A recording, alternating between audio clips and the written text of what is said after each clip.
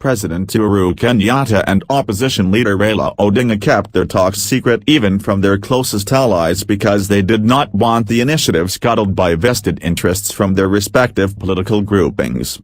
In his first interview since the political truce was signaled by the famous March 9 handshake from the steps of Harambee House, Mr. Odinga said neither he nor the president wanted their dramatic move disrupted by 2022 presidential succession politics.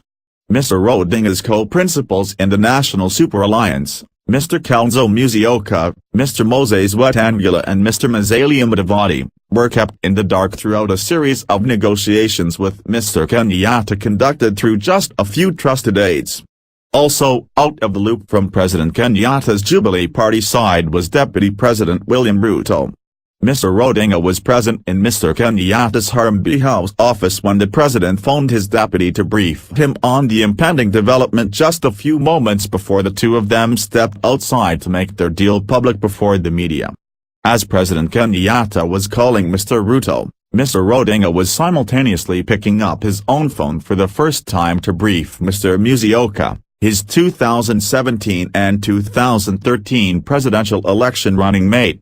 In a wide-ranging interview from his Capitol Hill Square office, Mr. Odinga addressed a variety of issues arising from what is now popularly referred to just as the handshake that signified an accord between two hitherto implacable foes whose feud goes back a generation to the time of their fathers.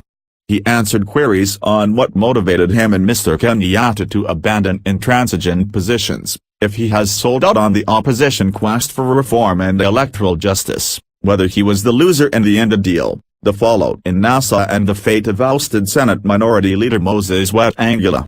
The big question was if he had abandoned NASA's #resist campaign, which aims to force through another repeat poll after refusing to recognize President Kenyatta's legitimacy after boycotting the October 26 election. According to Mr. Odinga, the question of selling out or abandoning the #resist campaign does not arise because NASA always had the two options.